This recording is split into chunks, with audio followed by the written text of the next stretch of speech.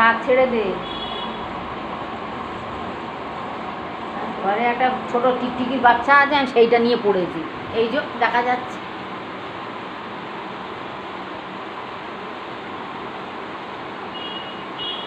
এখন ওইটা দেখেছি, এখন ওইটার মধ্যে পড়ে আছি।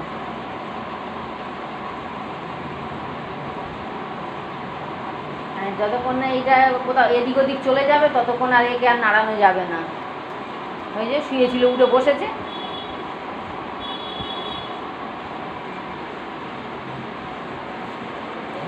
কতক্ষণ ওরম করে থাকবি, তো ঘাড় ব্যথা হয়ে যাবে তো।